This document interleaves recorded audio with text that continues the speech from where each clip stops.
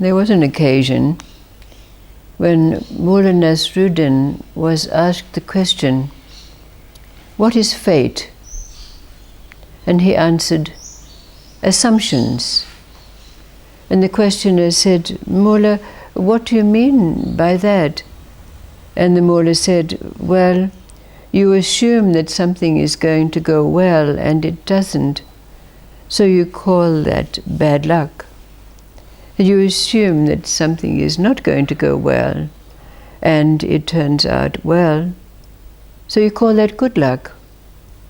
But when your assumptions, in other words, your intuition and your judgment fail, then you call it fate." So there's a story that's already been told, but let's see what it evokes in us when we change the names of the characters involved. And it's that story about when by happenstance, knowledge and destiny happened to meet at a crossroads. And when they met, after sharing the usual greetings, they got into a very deep argument about who was superior. So they decided that it should be put to the test. And at that moment, somewhere in the world, a boy was born. So straws were drawn, and it so happened that knowledge drew the longest straw and immediately entered into the boy, who was called Jamal. Now, Jamal, as he grew from the very earliest age, it was realized that he had a superior intelligence. And before very long, he had mastered all the branches of learning. But then, as he grew, he became very restless. So he went to his parents and he said, "I must go out into the world to test my knowledge and have experiences of life." So Jamal set out, and he went from place to place, and he had many experiences, and indeed his knowledge was expanded and tested along the way. But then one day he came to a city, and when he entered the city, he could feel and sense a pall of sadness permeating the population. And as he was sitting at the coffee shop, he asked and was told that the whole city of inhabitants was sad because the princess, the daughter of the king of the land, had been struck dumb and was unable to speak. And although it had been sent out by messengers and many had come to attempt to heal her, all had failed and all had lost their heads as a consequence. Now, it was told that the king had promised that anyone who could make the princess speak would be given her hand in marriage and half his kingdom. But if they failed, they would lose their heads.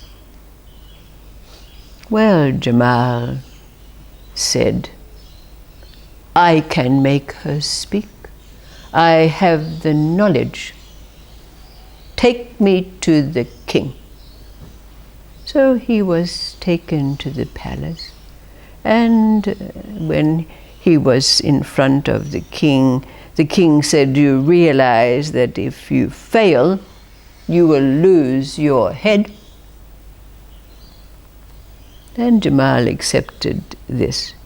So he was taken off to the chamber of the princess, along with several servants who were there as witnesses to what it was that occurred.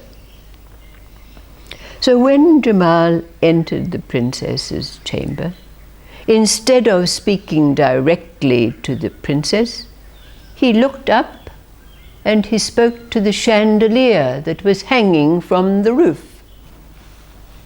And he said, "Chandelier, I have a riddle. Perhaps you can help me solve the riddle." He said, "There were 3 men. One was a wood carver, another was a tailor, and the other was a scholar, a teacher." Now he said, these 3 men went on a pilgrimage, but they had to pass through a forest that was known to have wild animals. So they decided that they would take turns to keep watch throughout the night. And first of all, it was the wood carver who took the first watch. And because the hours of night were long, he happened to find a piece of log beside him, and he decided that he would do some whittling. So he whittled the form of a woman. And when it was time for him to relinquish his watch and give it over to the tailor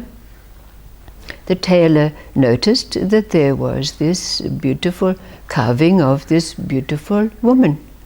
So it so happened that he had along with him the accoutrements of his trade. So he took some cloth and he began to sew, and he sewed a garment for the woman.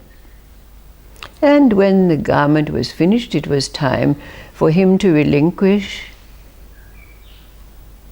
and for the scholar to take over the watch. Now, when the scholar took over the watch, he saw this beautiful maiden with her garment, but she was inanimate, she couldn't speak. So he took it upon himself to teach her to speak.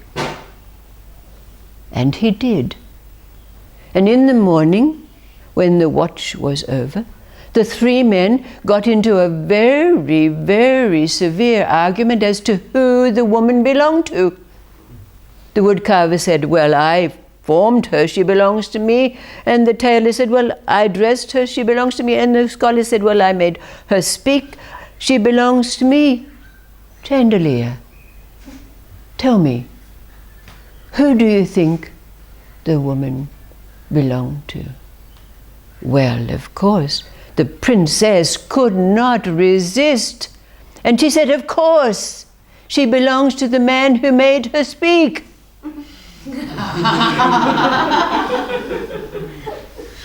But as it happened, the servants who were keeping watch and witnessing had fallen asleep and not heard the princess speak. So they said they didn't hear anything. So off with his head. So it was set up, and townspeople were invited, and Jamal was taken down and his head put on the chopping block. Well, just at that moment, along comes Destiny and says, "See what a mess you've made of this. Now let me take over." And in that instant, the princess came out on her balcony, looked over and saw the man who had made her speak and who she had instantly fallen in love with his head on the chopping block. And she shouted out, "Stop, that's my husband-to-be." So Jamal was saved. Of course, he married the princess and got half the king's kingdom, and they lived happily ever after and had lots of sons, as these stories finish. But the question that is asked, what's the deep meaning of this story for us? From our experience, what's the deep meaning of this story? Knowledge and destiny, or fate. Would you give it another name? Would you call it by some other name now? What does destiny or fate mean for us?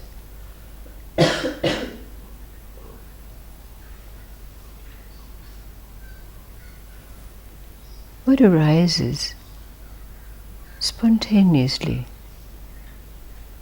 What is it that evoked by this story? Even the simple story of the answer of the Mula. When our intuition, our assumptions, and our judgment fail, there is fate.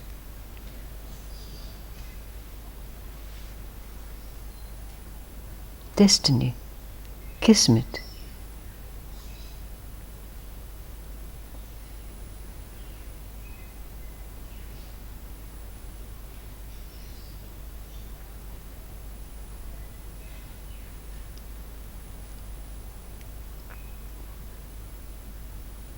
You're in a very good position to answer now, isn't it? Because just like that, all that changes. There's no, there's no knowledge, there's no destiny, there's nothing. And just like that, Yes. it changes. So it's like a judgment of it. Not putting it into those boxes. Yeah. It's just the way it is. So it's well. Mm-hmm. It is all it is, but all it is. Life is all it is as well. Life is already. Mm-hmm.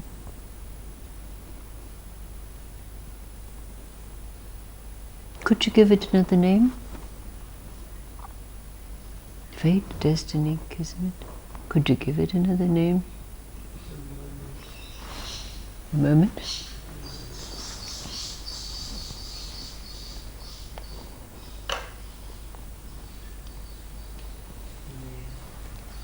Now. Mm-hmm.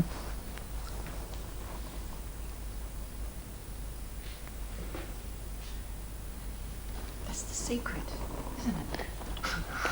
That's the secret. That's the secret. That's the secret, yes. Thank you, thank you, thank you.